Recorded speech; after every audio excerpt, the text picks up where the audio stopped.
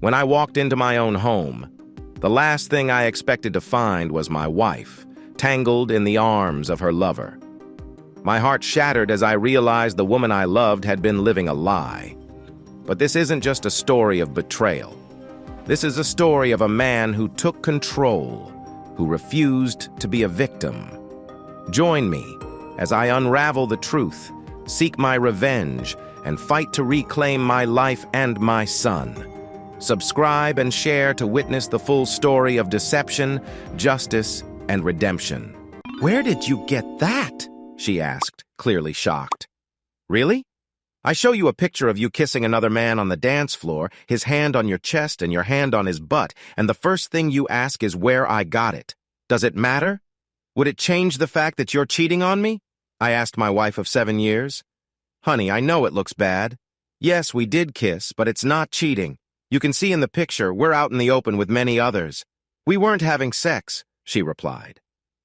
"So that's your defense? No explanation about who he is or why you're kissing him? You think that because you're not having sex in the picture, it's all okay? I need to know, Traci, is this how you honor our wedding vows?" "Brian, I see you're very upset. There's nothing for you to worry about, I swear. We just got caught up in the moment. You don't have to blow this out of proportion," she said firmly.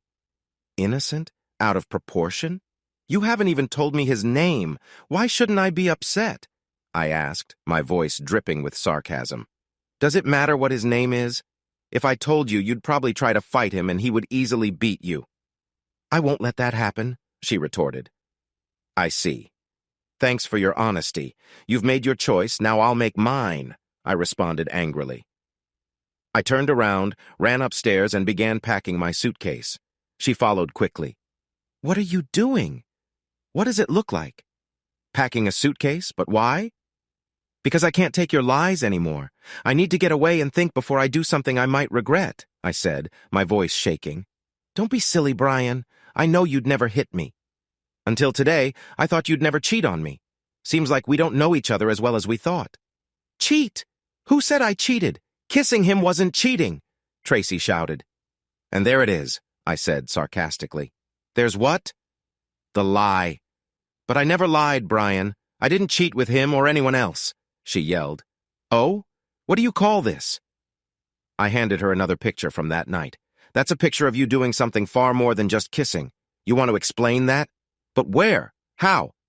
There you go again. Does it matter where I got these pictures? Would it change the fact that you cheated and lied about it?" She dropped the pictures, started crying, and tried to hug me. "Stay away from me, Traci. I've given you the chance to be honest, but you chose to lie. I might have tried to work things out for our son's sake if you'd been truthful. I'm taking my phone.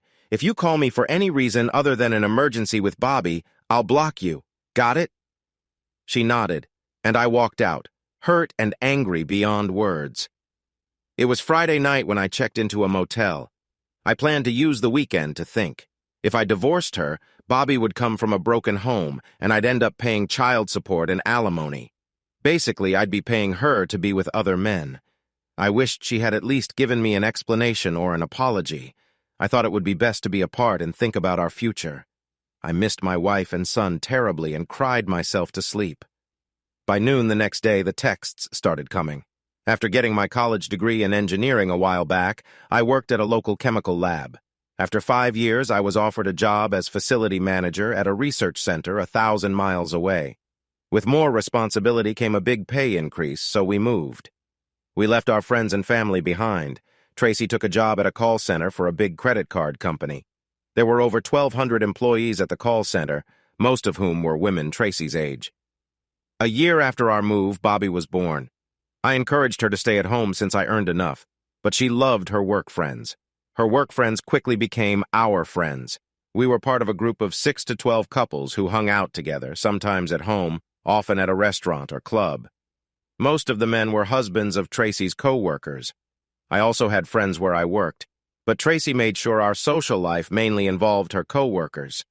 I didn't mind since they were nice people. The women were all very attractive, as were their husbands. I felt almost out of place with the smooth and charming guys in the group, but they treated me the same as everyone else. Most of my current flood of texts came from them. Traci had told the group about our problems, giving them all the details. They were urgently asking me to meet with them to fix things quickly. I was amazed she could hide her secret affair from me, but freely tell our friends about it. Now I questioned what kind of friends they really were. I hate when people know my personal business, especially about my marriage. This whole thing made me uncomfortable. The only person who hadn't contacted me was Traci.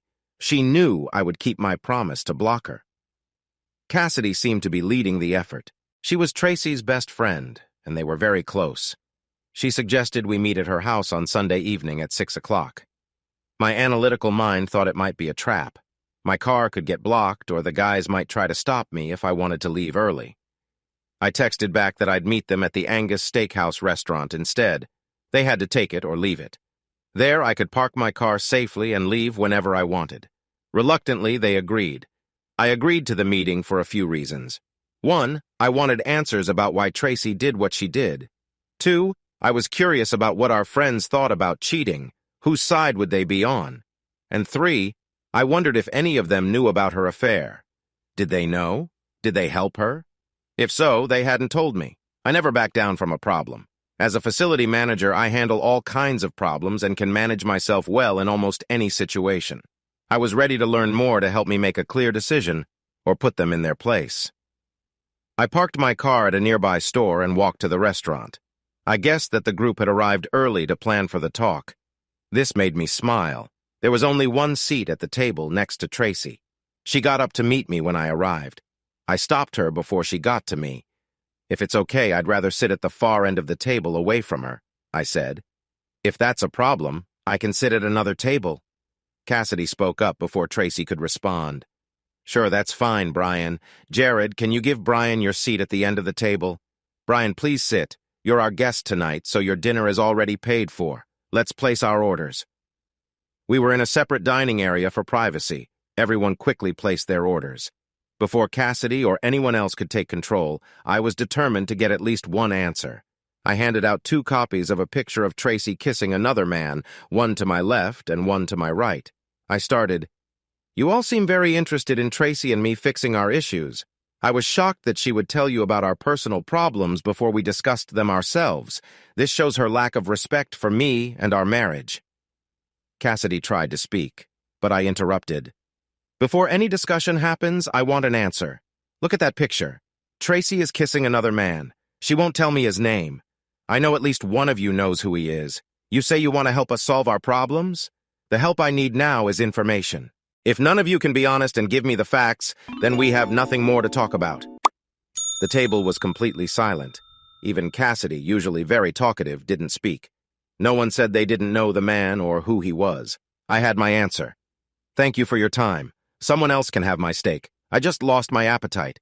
It seems no one here truly wants to help us fix our relationship. Excuse me."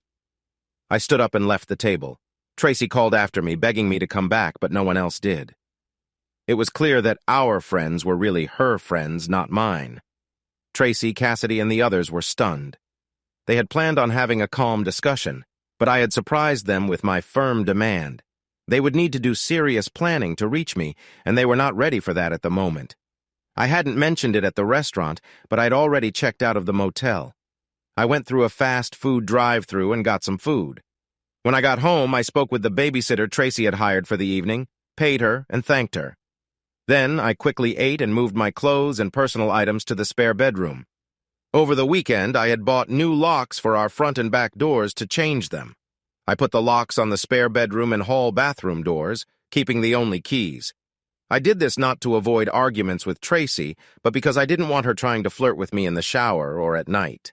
Once settled, I played happily with my 3-year-old son, who was my joy, before giving him a bath and putting him to bed. Traci must have known I was home because my car was in the garage when she arrived at 10:15 p.m. She might have had a meeting or been with her lover. I didn't know which. She ran upstairs, happy to see me, and found me in Bobby's room sitting by his bed while he slept. Tears were running down my face.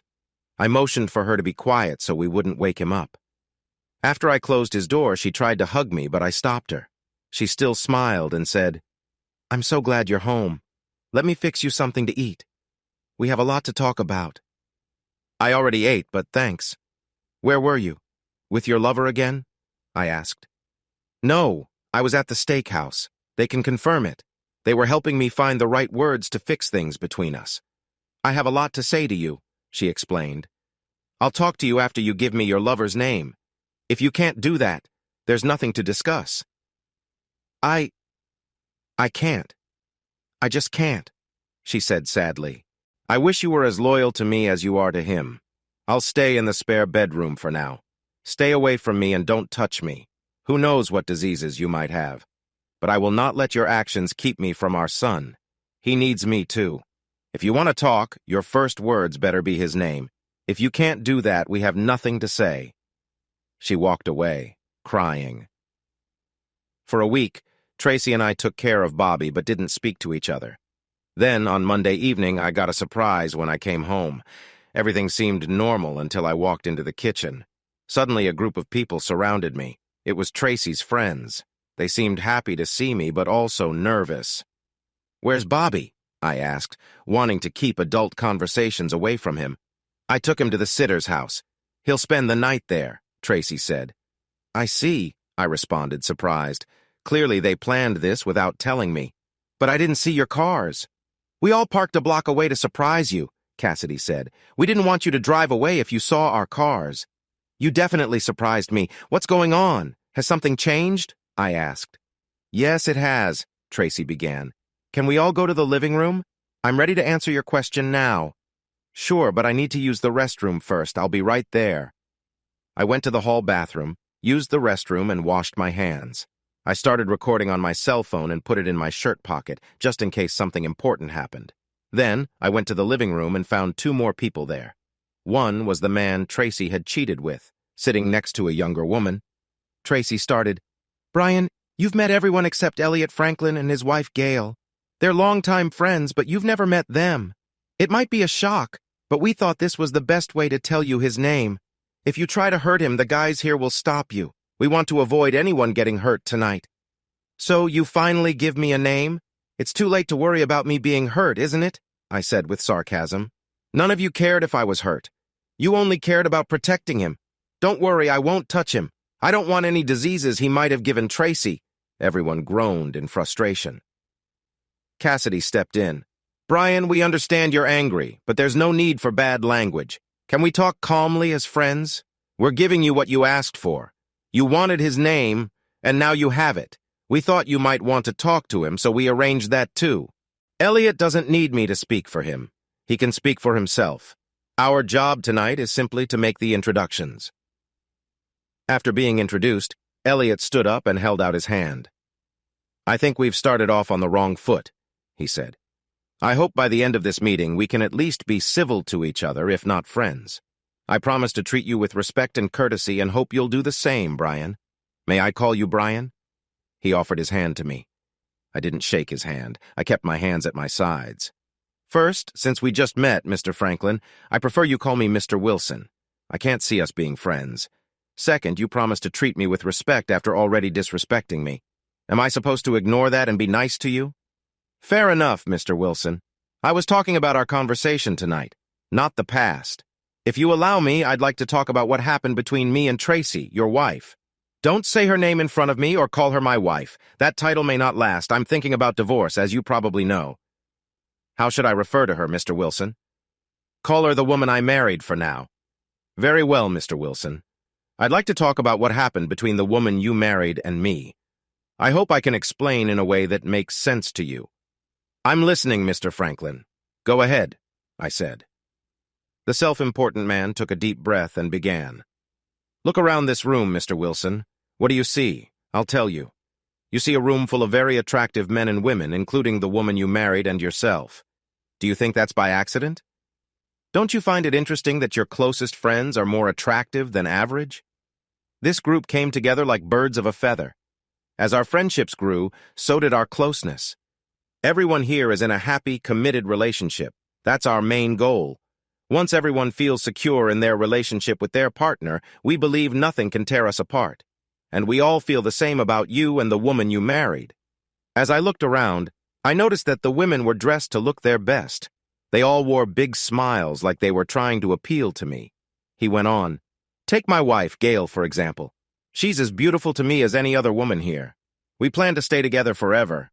No man here, including you, could ever take her from me. That gives me the confidence to share her with others for the benefit of our group. In return, she feels comfortable sharing me with these other lovely ladies. We both learn and grow beyond what we would if we stayed monogamous. That's an old idea that doesn't keep people together as well as true love, trust, and sharing new experiences. That's nice for you and your wife, Mr. Franklin, and the rest of this group if you all freely share with each other. But that has nothing to do with me and the woman I married. Mr. Wilson, didn't you just admit that you have less trust and security in your relationship with the woman you married than everyone else here? Don't you see how much you could both gain by opening up to this? He spread his arms wide, showing the room. If what you say is true, Mr. Franklin, you just called every woman here, including the woman I married, a slut. I'm shocked that you swayed the woman I married so easily. I find your actions disgraceful. A gentleman never interferes in a married couple's relationship. I see where you're going, Mr. Wilson, but this isn't one-sided. You are also welcome to share in what we believe. You could be with any woman here right now if you wanted. When you and the woman you married joined our group, it was only a matter of time before you were asked to join us fully. The woman you married, because of her access to her co-workers, had many talks and was worried about your reaction. After many discussions, she decided to try it once to see if it could help you both. She was nervous at first, but then realized the potential benefits. If you hadn't been so harsh that night, she planned to talk to you about it calmly. Mr. Wilson, your wife said you shocked her with your accusations before she could explain what this is about. She got scared and shut down, not knowing how to talk to you in the hostile environment you created. We believe that what we're offering will be good for both you and your wife. We just need to help you feel more at ease with the idea. I see, I said, pretending to consider what he said. Then I looked at Traci and asked, Is this true? Did you talk to them about this without telling me first and agree to try it out with Mr. Franklin to see if it was good for us as a couple? Traci nodded nervously and said, I heard how great it was to have these open connections and how much it helped other marriages. I wanted that for us too. When I spent time with Elliot, I wanted to learn how it could improve our relationship. Please believe that I always loved you and wanted to show you what I learned to help convince you it would be good for us both. She smiled sweetly, realizing it was the first real talk we had since that night. So you want me to believe that just one session with this guy made you an expert? That wasn't really your first time with him, was it? She looked down, unable to meet my eyes, confirming my suspicion. Mr. Franklin jumped in. Why don't you see, Mr. Wilson? We helped your wife understand the benefits. You can join in every way, too. There are other benefits you might not have even thought about. Tell me about these benefits, I insisted. Well, Mr. Wilson, your wife will learn some valuable tips during these sessions and can bring those back to you, too. I see. So you think of yourself as some sort of expert? Mr. Wilson, I'm very experienced and good at teaching less experienced people like your wife. With my help, she will grow and learn new things that will benefit you too. Her time with me and others will widen her perspectives. Please don't get defensive. Everyone goes through times where things get dull. Your wife mentioned she wanted to try new things. I looked at Traci again. When did I ever resist trying new things? If you thought we needed to spice things up, why didn't you talk to me first before jumping into bed with someone else? She shyly replied, Please don't take it wrong, honey. You're so sweet and gentle, and I need that. But sometimes I want things to be more intense. That's what Elliot showed me. He never tried to replace you. He's different and offered control and intensity that I liked.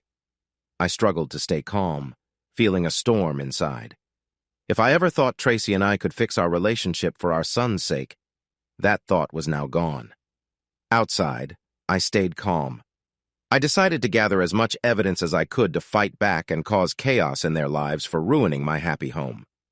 To do that, I needed to show interest, so they thought I was considering their offer. I looked at each woman, showing my interest without hiding it. So, Mr. Franklin, what you're saying is I can have any woman here to fulfill my fantasies since my wife wasn't enough. Traci looked hurt but said nothing, not wanting to stop my agreement. Exactly, Mr. Wilson. Any woman you want. They can all be your dream woman. I speak from personal experience. You can even enjoy my wife, Gail, if you want. She has been trained by me to satisfy any desire and will leave you fully pleased," he said enthusiastically. I sensed the anticipation in the room.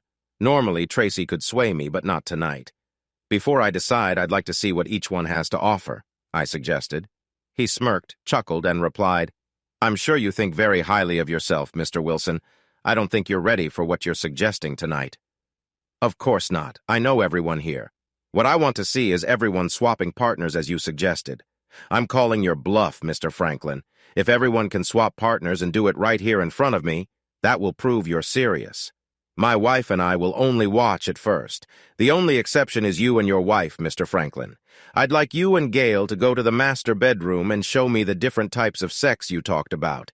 This will help me see if you truly have the skills you claim to teach my wife." Mr. Franklin seemed shocked by my bold suggestion. "How will we decide who pairs with who?" he asked. I grinned with a mischievous smile. I started pairing people with partners they'd never been with before, making sure no one was with their spouse. I did think about same-gender pairs, but decided against it. It wouldn't help with what I had in mind. Mr. Franklin looked around the room, clearly surprised. "All right, everyone, this is our chance. We need to prove to Mr. Wilson that we're serious and let him see what we're about," he chuckled. "Is everyone okay with this?" They all nodded and began undressing. As people claimed spots in the living room to be intimate, Traci and I went upstairs to the master bedroom with Elliot and Gail following us. "Mr. Franklin, you and your wife make yourselves at home. Traci will stay dressed and watch Gail to learn some new skills for later. Now it's time to show me that you were serious about your talk, Mr. and Mrs. Franklin. I'll move between here and downstairs to see everyone. I hope you understand." "You've made a very unusual request, Mr. Wilson, but I think I understand," Mr. Franklin said. "You will enjoy what you're about to see, and we all love sharing and caring for each other." With that, I left them to their task. Traci didn't say a word. She took her seat and watched as instructed. I closed the bedroom door and went downstairs to see how things were going. I saw about half the group making out, while the other half were already into deeper activities. The couch held 4 couples, each pair at either end, with others on the love seat and chair. 4 more couples were on the floor, deeply involved.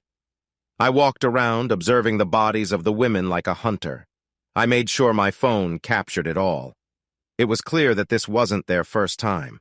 I realized Traci's betrayal wasn't new. Divorce was inevitable. I returned upstairs, knocking before entering. I wanted them to think it was out of respect, but it was really for my own purpose. I watched their intimate act intensely. Mr. Franklin was deeply involved with Gail, who seemed to enjoy it. It surprised me how much pleasure she seemed to get from it. Traci had never been that interested. I walked around the bed, smiling. Even though I found Mr. Franklin disgusting, watching them brought out feelings in me.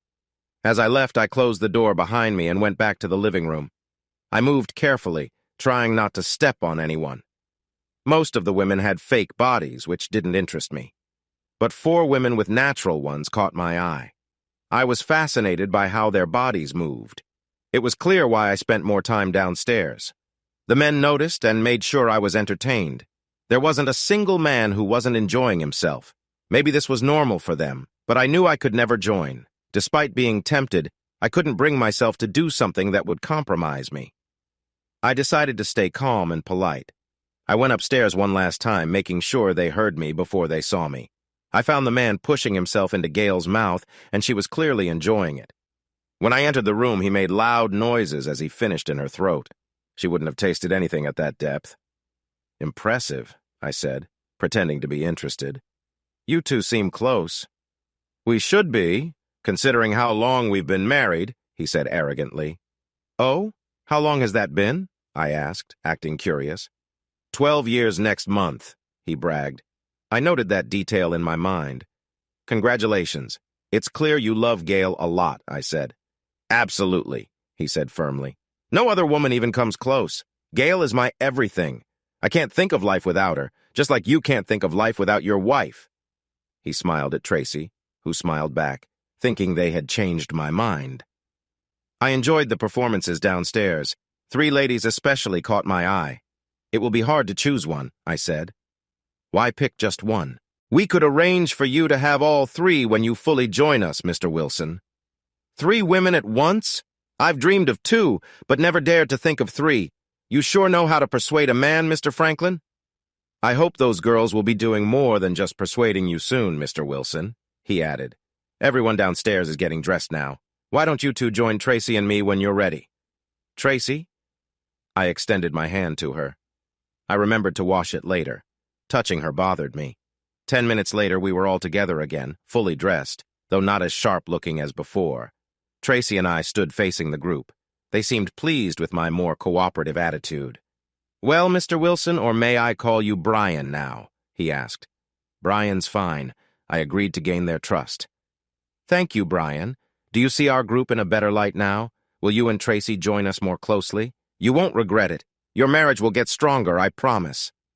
Are you ready to enjoy yourself with 3 of these ladies tonight, or do you want to set it up for another night? As much as I'd like to say yes, I chuckled. I need more time to think about everything. Traci and I need to talk privately.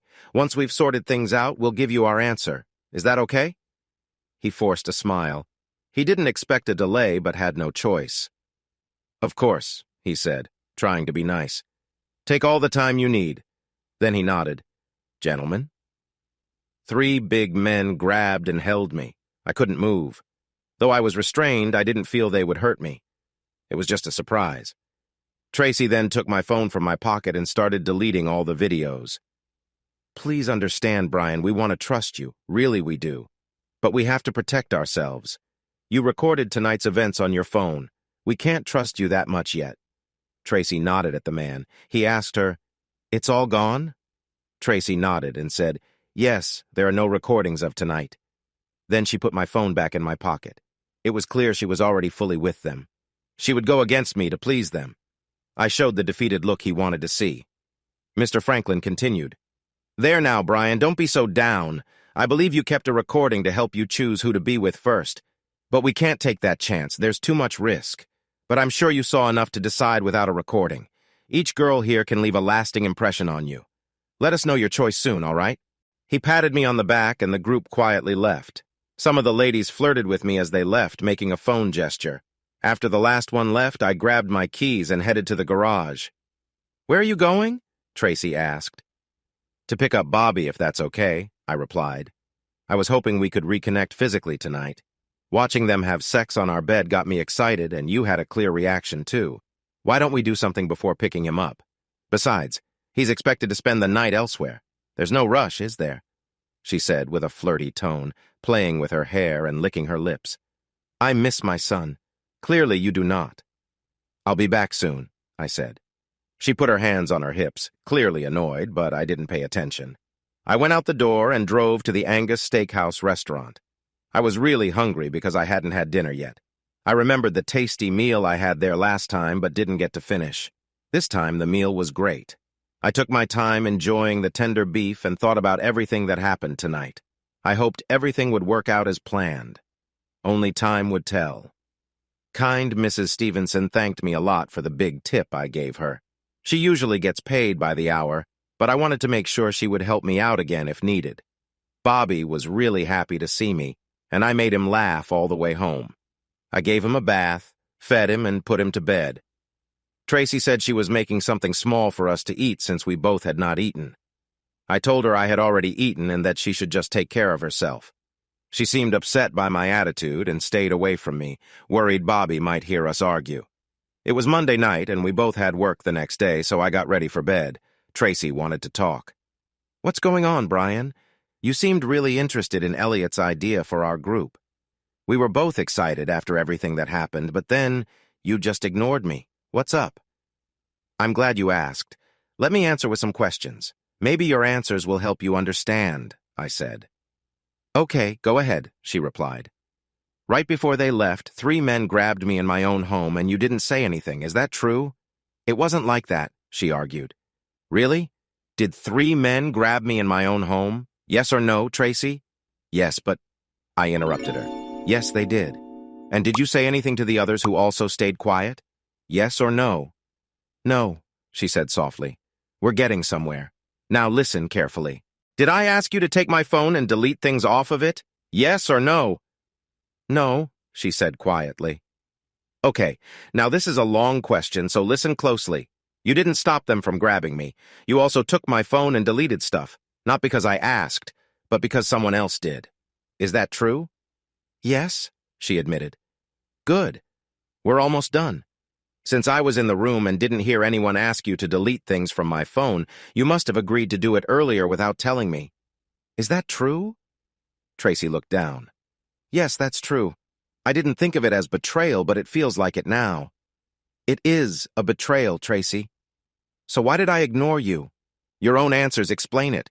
You showed tonight that you're not on my side. I'm going to bed alone tonight. I don't want to be around someone who treats me like that. Traci started crying as I left her in the hallway. I locked my door. Around 4 a.m., I heard her trying the doorknob, but it didn't open. Tuesday morning, I talked to the vice president at my workplace.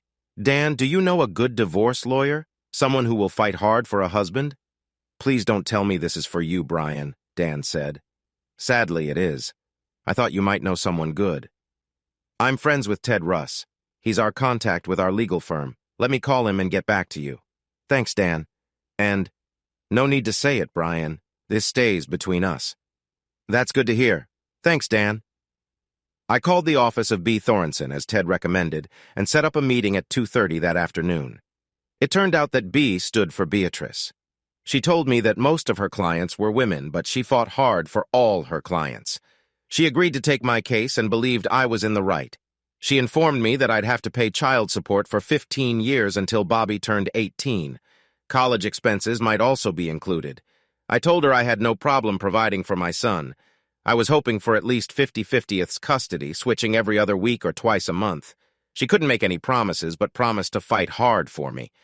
Regarding alimony, she told me I'd probably have to pay for 3 to 5 years. It depended on the judge. In this state, alimony was usually 1 year for every 2 years of marriage, up to 20 years. After that, it was capped at 10 years. The idea of paying her while she was with those horrible people made me angry. Traci and I had been renting our house for 4 years, thinking our family would grow. We had been looking for house plans and land to build our dream home. I had many sketches of features for our special house. Now, all those dreams were gone. At least we didn't have a house to sell or fight over. Bobby, our young son, wouldn't be attached to any house yet. If Traci kept renting, it wouldn't matter to me. I knew I could never sleep in the master bedroom again, knowing she had cheated there. I wondered how many times they had been together before I found out. B explained that getting a divorce in our state took 8 months if uncontested, and a year if contested. I hoped my case would be quick. I had decided to divorce Traci and wanted it to be over soon. B also said there was no financial gain in claiming infidelity, but it might help if custody became a fight. She could have the divorce papers ready by Thursday afternoon. I asked her to have Traci served at work on Friday at 10 a.m. so her friends and co-workers could see. After talking about the divorce and fees, I asked about living arrangements until everything was final. What questions do you have, Brian? I'm worried about time with my son. He's so young, and 8 months to a year is a long time for both of us. I don't want to miss out on being with him. Can I still live in the same house to spend time with him? It's not unheard of, B said, but it can be tough. How so? Once she gets the divorce papers, she'll be very angry. If you're around, she might lash out at you. Are you ready for that? I'm ready. I can separate my feelings once she gets the papers. In my mind, we'll be legally separated, and I can treat her with the same coldness she showed me. Another point, Brian. She might not want a divorce. Cheating wives sometimes want their cake and eat it too. She could do everything to stop it. But it's a legal process, right? She can't just stop it because she wants to. Yes, but she could still cause problems, B warned. Like what? If you two have any intimate moments before the divorce is final, the time resets and you start over with another 8 months. That won't be a problem for me. But I can see Traci trying to lure me. I have strong willpower, B. I won't give in. You don't have to, B insisted. If she claims you were intimate, even if you weren't, the clock resets. It's your word against hers. A judge might believe her, especially if she's convincing. I've seen this happen before, Brian. I advise against staying in the same house. I asked, if she makes that claim, would she need to give details like time and place? Could I refute those? Yes, she would need to, but it's still your word against hers. The judge might believe her. I'll handle that. Thanks, B. You've been very helpful. We then talked about handling another legal issue right after the divorce. Traci usually gets home half an hour before me. It was normal to find her cooking in the kitchen. Today I went straight upstairs to shower, avoiding the kitchen. Since I now used the hall bathroom, there were fewer chances for her to catch me alone. I took my change of clothes into the bathroom. I needed to start living separate lives under the same roof. When I came out, dressed, she was waiting in the hall. Dinner will be ready soon. Bobby's already in his high chair. You smell nice, she said, trying to flirt. I'll be down soon, thanks, I replied, ignoring her comment. I unlocked my spare bedroom and went in. The tension was clear, but she kept quiet and didn't say anything mean. While we were eating, she started, I want to talk about the cell phone incident last night. Go ahead, I said calmly. Last night, while you were downstairs talking to potential partners and the three of us were upstairs alone, Elliot told me he knew you were recording everything. He said it wasn't fair to expose everyone to the risk you were creating with the video. After you showed me pictures of him and me together, it worried him a lot. He thought the right thing to do was to get rid of the threat. He noticed how you moved your chest to aim the camera. It was obvious. He said they couldn't leave until that threat was gone. Not knowing if your phone had a password, they were ready to take it and return it after clearing it. Elliot suggested I delete the recordings myself in front of you to avoid all that. I see. And why did they think you would do this to your husband? Because I gave them my word, Brian. I don't get it. Get what? Didn't you promise to stay loyal to me when we got married? Silence followed my question, and I felt oddly satisfied about it. Honey, I don't want you to think I'm on their side. It's not like that. It's not? What if the roles were reversed? What if those three men had grabbed you in our home?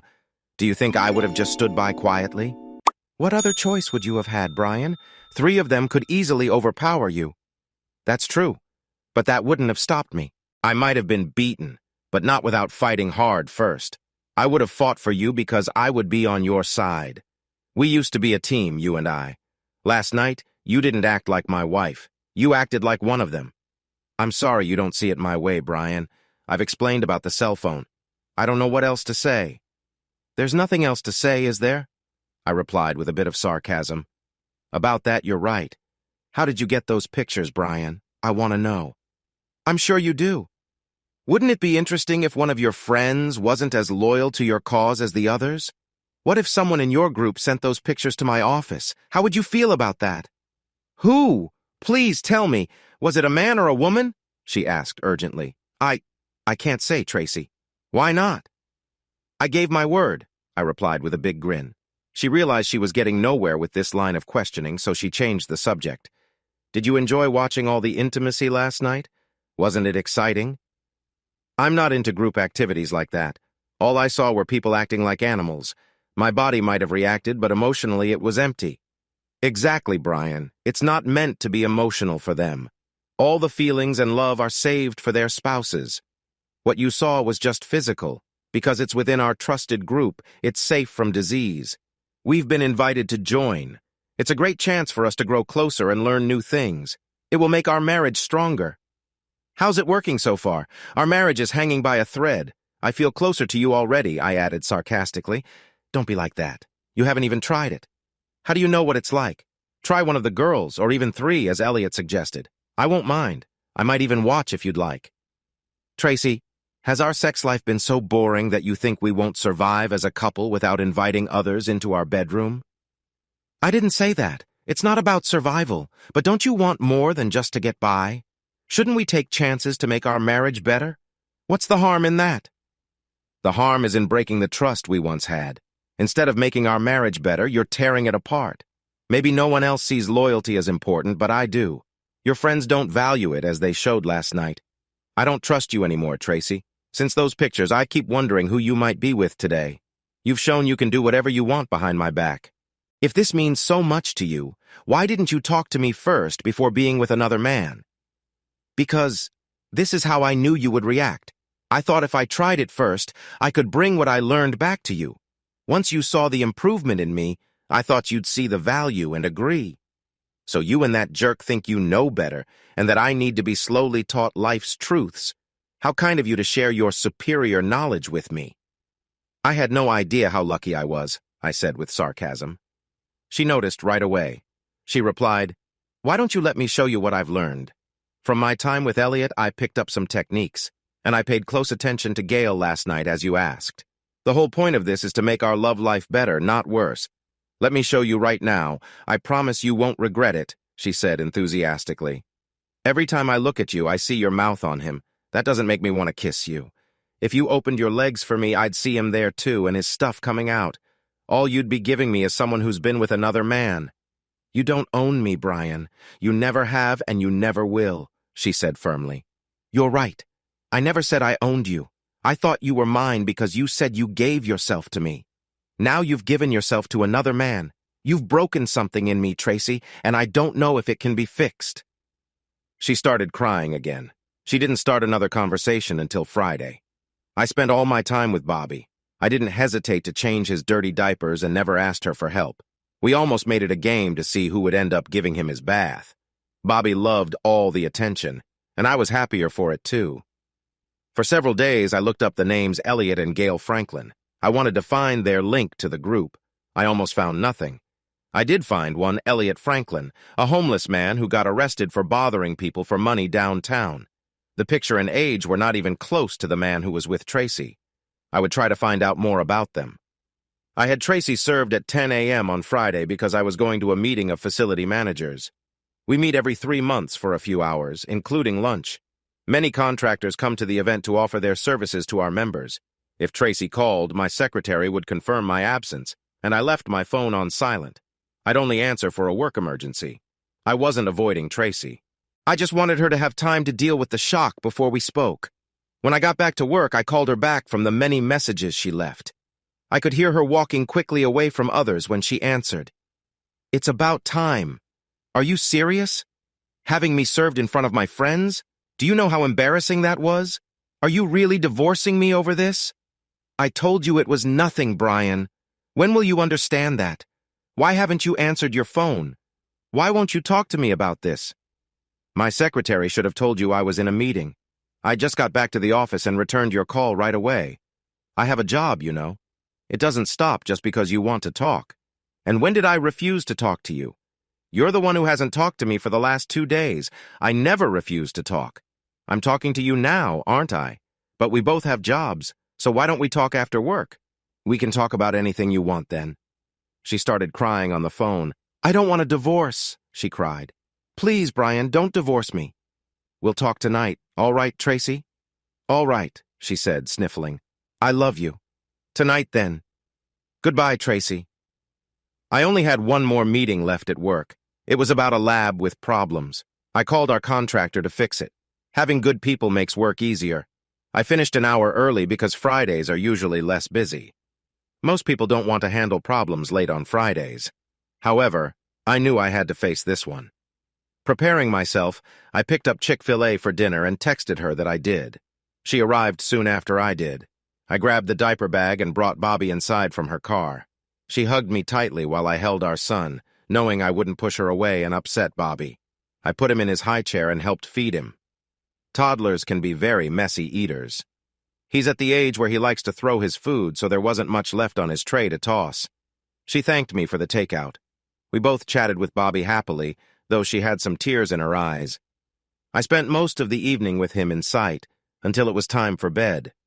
He was my focus, my reason for getting through tough times. I knew what was coming and was ready. She was looking over the divorce papers when I walked into the living room. She took a deep breath before speaking. "I'm sorry, Brian." "Okay? Is that what you wanted to hear?" "To be honest, it's the first time you've said sorry since this all started. What exactly are you sorry for, Traci?" "I'm sorry that you saw those pictures and found out like you did. I can only guess how hard that must have been for you." "I see. You're sorry I found out, but you're not sorry you cheated." "Understood. Don't put it that way. Elliot said that once you saw the benefits of our arrangement, you'd eventually join our group at a close level because you'd have the freedom to be with other women, just like I'd be with other men." "Of course he said that. It looks like you and Elliot both made the mistake of not asking me first about cheating. It's sad you trust his words about me more than you trust mine. Elliot might know a lot, but he knows nothing about me or our marriage, just like you. Look, honey, I know I handled this wrong. You're right. I should have talked to you first. After seeing your reaction the other night, Elliot said that in hindsight, if I had talked to you first, things might have gone smoother. He still thinks you'll come around, but now I'm not sure. Can you please stop this silly divorce and let's try to fix things? Fix things? Traci, our train has crashed and everything is broken. It's beyond fixing. You destroyed everything when you let that man sleep with you. Then you betrayed me again. Just sign the papers so we can both move on. I know you, Brian. You don't want Bobby to grow up in a broken home with parents living in different houses. If I get remarried, you wouldn't want him to call another man dad. No man wants that for his son. Think about it. Staying together is the best choice.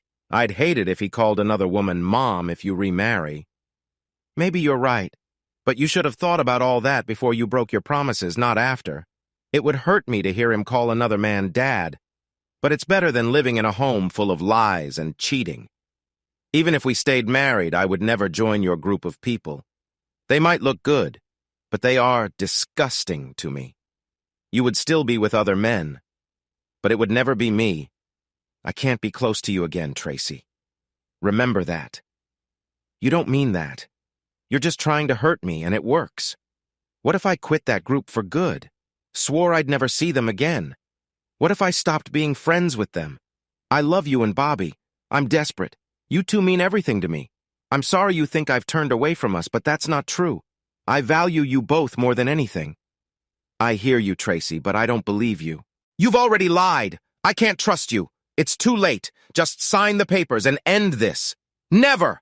I'll never sign those papers. I don't want a divorce, and I'll fight this. I may have lost you now, Brian, but I'll get you back. I won't give up on us. I believe in us more than you do. I'll crawl on my hands and knees if I have to. It's sad you didn't have enough faith in us to stay faithful. You've heard the saying, once a cheater, always a cheater. And that's how I will always see you. She started crying again, maybe realizing how hard it would be. What now? She asked. I'm not leaving. I'm staying here with Bobby. We have nowhere else to go, she said. You're right. Now Bobby means everything to me. I don't want to be away from him, so I'll stay here until the divorce is done. She looked happy. I continued. Don't worry. I'll stay out of your way. I won't ask you to do my laundry, cook for me, or clean up after me. You take care of yourself, I'll take care of myself, and we'll both take care of Bobby. Just don't touch me. To me, you are unclean and impossible to stay married to. We'll live under the same roof, but only until the divorce. We won't get back together. Her happiness turned to sadness as she thought about what I said. I heard you, Brian, but the divorce won't be quick. A lot can happen in that time. I'll win you back, I swear. As long as you keep seeing and talking to those so-called friends, there's no way. I will never be around them again. If you ever bring one of those men here, I swear you'll regret it. Is that clear? Of course, honey. I already said I'd leave them if that's what it takes to win you back. Do you want me to quit my job and stay home? No, it's too late for that now. Besides, if you did that, it would just cost me more money in the divorce, I said. She didn't like my comment, but kept a cheerful smile for me. I decided that our days of fighting were over. Nothing she could say would make me angry again. We had both suffered enough from our arguments. I could be professional both at work and at home. I saw our relationship like a business deal now. Nothing would stop me from spending time with my son. For a few weeks, we spoke only when necessary and were polite but brief. Surprisingly, we agreed on a few things my lawyer, B, suggested. I would pay all the rent and Traci would pay the utilities. I canceled all the utilities in our joint names and got them reissued in her name. Our cars were paid off, so we each took care of our own gas and insurance. We bought our own food, so no sharing needed there. Cutting my finances off from her was easier than I thought. Since I paid most of our costs, she agreed. I moved half of our savings to my own account and left the rest in her account. She was angry for a few days, but realized I was just following the divorce terms she hadn't signed yet. Once I made all my changes, she made some of her own. She started dressing in more revealing clothes at home. She'd wear normal clothes to work, but after her evening shower, she'd appear in skimpy outfits. I ignored her and stayed professional. As she got more frustrated, she wore less and less. Sometimes she'd walk around the house without any clothes at all. Our son Bobby didn't seem to care how she dressed. Traci found reasons to talk to me often. I was always polite and only refused if she got too personal. I never asked her anything or started conversations. My lack of interest made her try harder.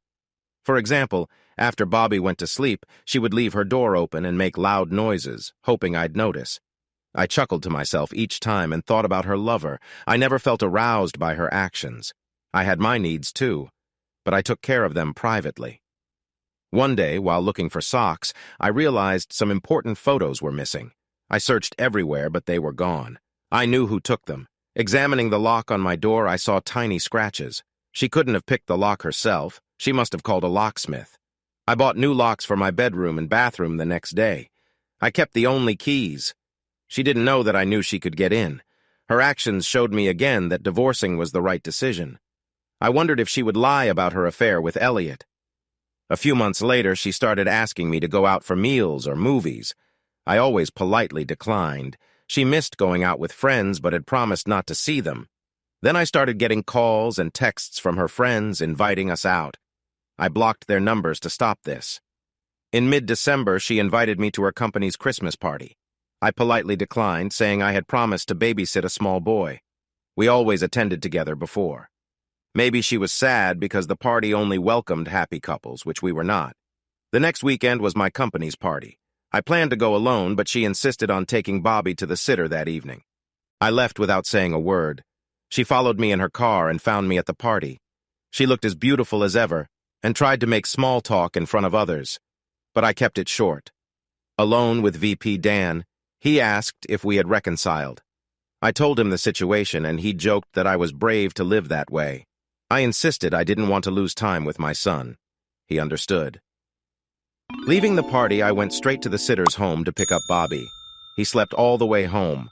I thought Traci would be really upset after the party and give me a hard time, but she was just happy to be out with me, no matter the reason.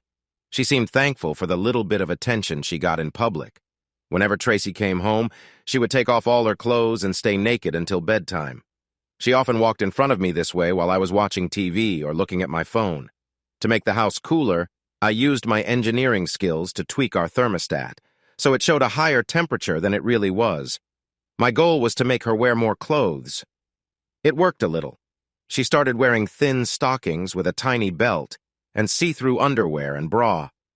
This was enough to keep her warm, but she was still almost naked around me. After 2 weeks, I fixed the thermostat back to normal. At least I tried. 5 months after she got the divorce papers, she told me she was going out to eat with her best friend Cassidy on Saturday nights and asked if I could watch Bobby. I said it was fine, as long as she didn't bring Cassidy or her boyfriends to the house. I joined a bowling league at work on those nights. I had a great time, even if I wasn't good at bowling, and Bobby loved the attention from the women there. It was much better than staying home and wondering what Traci was doing. Once I got home after her, and she asked where I had been. I told the truth. She wanted to come with me next time, but I said I only go out when she does, so I'm not alone at home. This made her very frustrated, but I didn't care much about making her happy anymore. She often asked how we could fix our relationship if I never gave her a chance. She never signed the divorce papers, so we had to wait a full year. 6 months after that, my lawyer, B. Thorenson, called me. She said Traci's lawyer had gotten the court to order us to go to marriage counseling sessions, 10 in total, twice a week. I had to talk and answer questions. I asked B if I could say the same thing every time. She said it didn't matter as long as it was related to our marriage. I thanked her and hung up. Traci's lawyer picked a counselor who always sided with the wife and blamed the husband. I didn't care what the therapist thought of me, as long as I did what I had to do. I answered every question with, I do not want to stay married to an unfaithful woman. This made both Traci and the therapist angry, but it was still related to our marriage. I stayed calm, never yelled or used bad words. After 5 sessions, the therapist said it was a waste of time and canceled the rest. After the failed sessions, Traci often tried to tempt me by dancing and showing off her body. She is very beautiful, but I couldn't stop thinking about her being with someone else, which made her actions gross to me. She made loud noises from her bedroom trying to get my attention, but I ignored her. She kept trying, though. The rest of the year passed without any changes. I spent all my free time with Bobby and felt that he knew how much I cared about him. 4 days before the divorce hearing, Traci moved out and took Bobby with her. I got a restraining order to stay away from them until court. B called me with bad news. "Brian, I tried to warn you. She says you forced yourself on her and hurt her 3 times. She didn't report it before because she wanted to keep trying for Bobby's sake. But now she says she felt sick the last time, and when she refused, you hit her and hurt her again. Hospital records show bruises and injuries that match her story. She's asking for full custody and for you to only see Bobby under supervision. It looks really bad for you. Is any of this true?" "B, you know me better than that. None of it is true. Not a word." "Okay, I just needed to hear it from you. I'll fight hard for you until the end. But without clear proof, I see little chance of defeating her claims." "B, did she give the needed details to support her claims?" "Yes, she did. I have them in a folder in my office. Can you email me what her lawyer sent?" "Sure, but remember, no contact with her or your son until I say so. No calls, emails, or texts. Understand? If she calls, don't say a word. Just hang up right away. Got it?" she instructed. "Got it," I replied. 2 days later, when I came home from work, I was surprised to see Traci at the kitchen table. Her car wasn't outside, so maybe she got a ride. She had been waiting for me.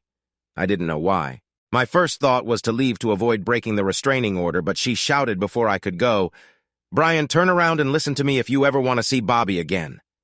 She had my attention. Trying not to talk to her, I turned to face her and stayed back. "Cat got your tongue?" she asked with a sneer.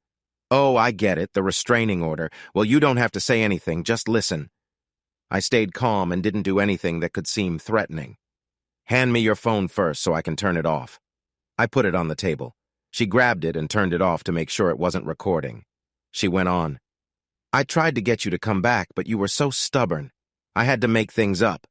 How does it feel to be on the other side now? Not good, right? I'm sorry, Brian. You left me no choice.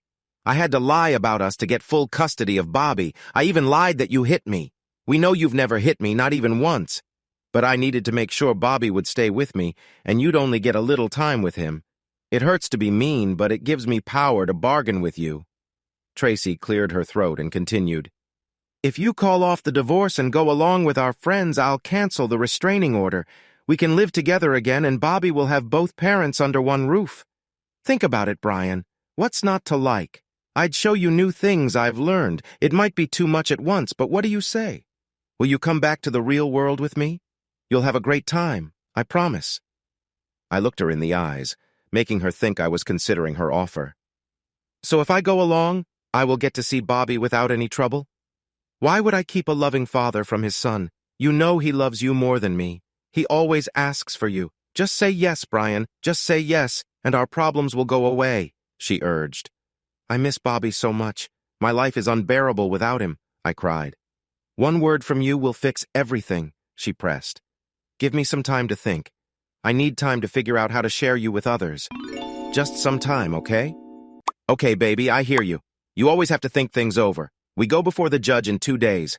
I need to hear from you by tomorrow. Just text me yes, so I know you're on board and I'll make everything right. But if I don't hear from you by then, I'll make sure Bobby never sees you again. He'll grow up hating you. Please don't make me do that for Bobby's sake. Okay, sweetie?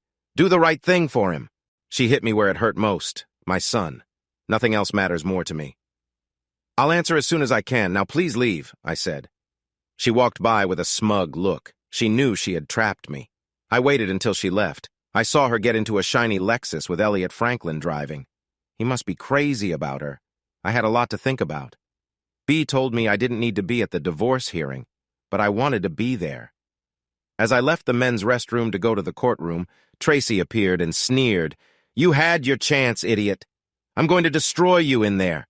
Your son will never know you. He'll call another man dad. I'll marry someone real who trusts me and is open to new things, unlike you." She spat in my face and quickly walked away. People around us gasped, wondering what I had done to make such a beautiful woman so angry. I wiped my face with a handkerchief. I hoped my lawyer was as good as her reputation as I entered the courtroom and took a seat in the back, waiting for my turn. It was a busy day in court. I listened to some crazy divorce cases while I waited. I noticed that those who didn't have lawyers seemed to do poorly. Our case didn't start until 1 o'clock in the afternoon, making it a long wait. Traci was called to testify first because she had filed the restraining order and accused me of rape. The divorce was not as important compared to those serious charges. I paid close attention as she described everything I was accused of, including dates, times, and places of the alleged attacks. This was her way to gain custody, child support, alimony, and maybe even jail time for me since no formal charges had yet been filed against me by the district attorney. I stayed quiet as she tearfully described the attacks she said I made on her.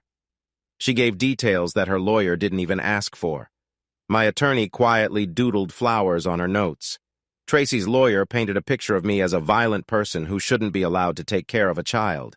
He said Traci had tried to save our marriage before my latest alleged assault. She claimed I wrongly accused her of cheating and that my jealousy ruined our marriage and family. She now agreed that divorce was the best thing for her and the child. When her lawyer finished, my lawyer B took her turn.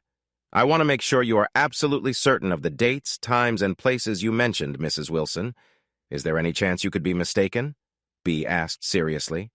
No, ma'am, I am sure. My lawyer told me I should write everything down, so I kept a hidden calendar with details, Traci replied. So you are swearing that your accusations against my client are true? B asked. Yes, ma'am. I wish it wasn't true, but it is, Traci said tearfully. No more questions, Your Honor, B told the judge. You may step down, Mrs. Wilson. Thank you, Judge Cora Feldman said. Traci and her lawyer seemed surprised that B didn't ask more questions. Traci smirked at me as she left the witness box. She thought she already won. Even my lawyer didn't challenge her statements. Traci was ready to turn my son against me. The thought made me wince. Your Honor, I would like to call Mr. James McMahon to the stand, B requested. The judge nodded, and a plain-looking man took the seat at the front. Traci and her lawyer shrugged, not recognizing him. Please state your full name for the record, B asked. James Winfred McMahon, he replied. May I call you James? Jim, please call me Jim. Thank you, Jim. Can you tell the court where you work and what you do? I own and run McMahon Investigation and Security Services. How did you come to know Mr. Wilson? B asked. He came to me about 14 months ago because he suspected his wife of cheating. We offer private investigation services, and he hired us on the spot. What did you find during your investigation? B asked. We found evidence of her cheating and gave him 3 photos of her with another man.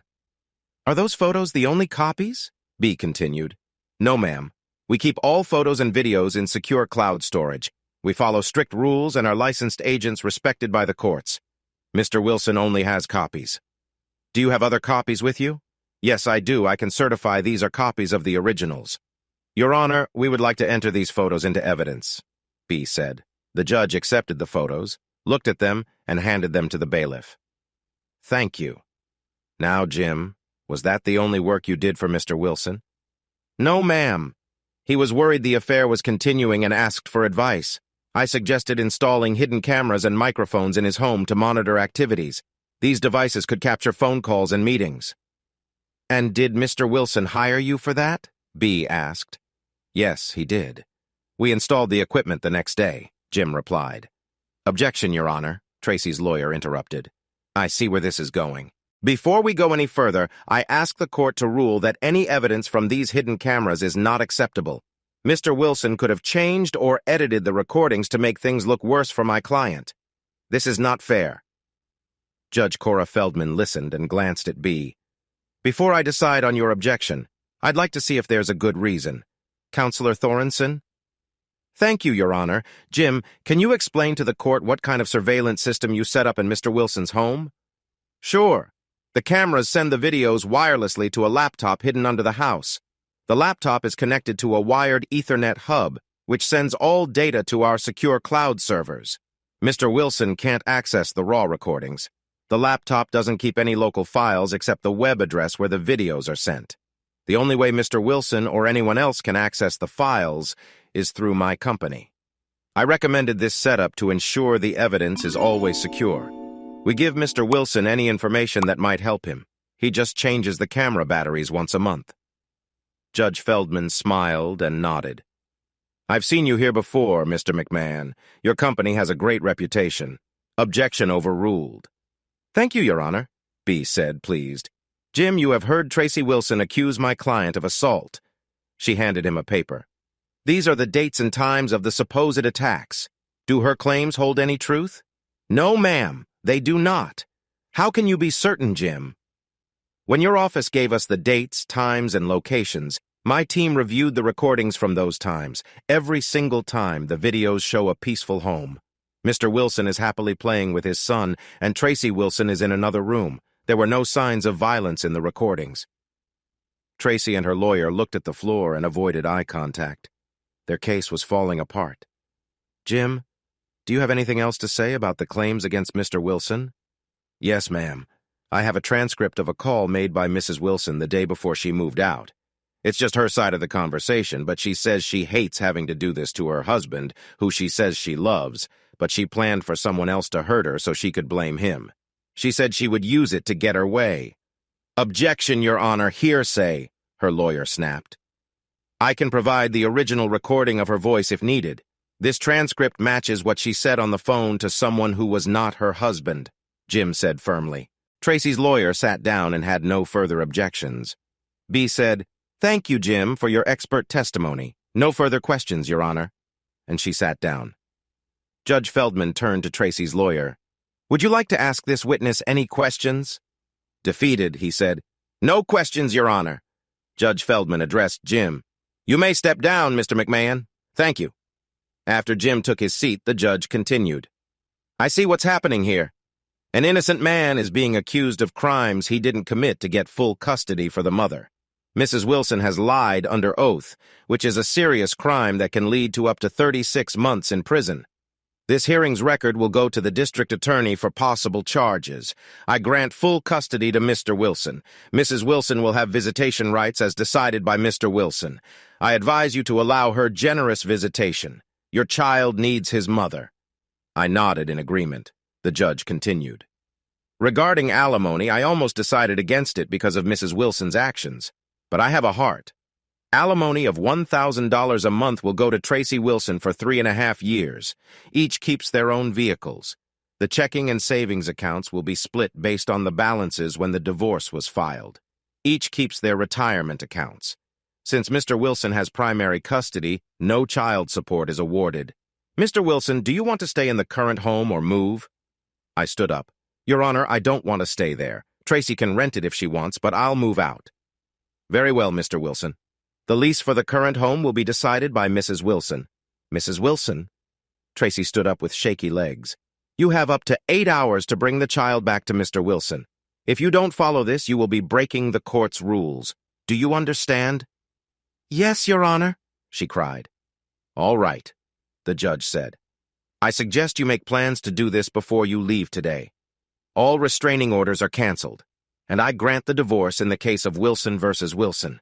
You both should get your divorce papers within 30 days. Traci cried, realizing she had lost her family. She walked over to me to follow the judge's orders. If it's okay with you, Brian, I'll bring Bobby to you after dinner today. I'd like a few more hours with him before I give him up. No need, Traci. I was just waiting for the result of today. I found a new apartment and will move there with my friend's help as soon as I leave here. I handed her a piece of paper. Here's my new address. I'm only taking Bobby's things, my personal items, and tools. You can keep all the furniture. Bring Bobby to this address by noon tomorrow. I should be settled in by then. She nodded sadly.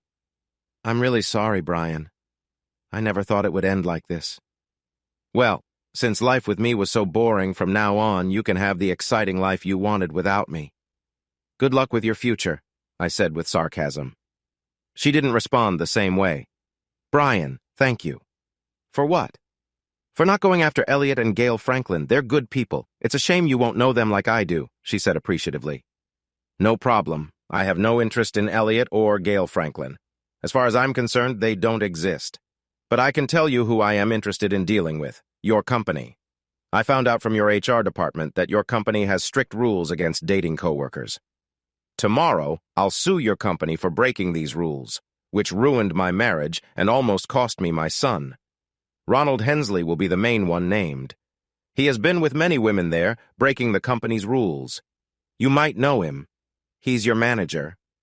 Traci looked shocked, her mouth opening and closing like a fish. I continued. Ronald has a beautiful wife, Lydia, and 2 young kids. I don't know if she knows about his behavior, but I'll make sure she knows everything, even about Rita Consuela, the woman he claimed to love the most. You might know her as Gail. But why? Why would you want to hurt his wife and kids? She pleaded. Why? He ruined my marriage. Why shouldn't I ruin his? He almost took my son away. Why shouldn't his kids know the truth? Even now, you defend him. If you stay around, Traci, you might get to be with your lover soon. He might be divorced within a year. The only downside is he might be out of a job, along with your other friends at the call center. Their silence about Ronald's bad behavior breaks company policy, too. Are you trying to get us all fired? How will I support myself now? She argued. Oh, don't worry. Your job is safe. I promised your company I wouldn't go public if they kept you on. Think about it. One day you can start a new group. Imagine how amazing your life's going to be now that I'm not holding you back, I said excitedly. But why protect my job and fire everyone else? She blurted. Because Bobby needs his mother in his life. It's not a great job and doesn't pay much, but it's enough for you to live on without asking me for money. One day, when Bobby asks how I treated you in the divorce, I want to say I was fair.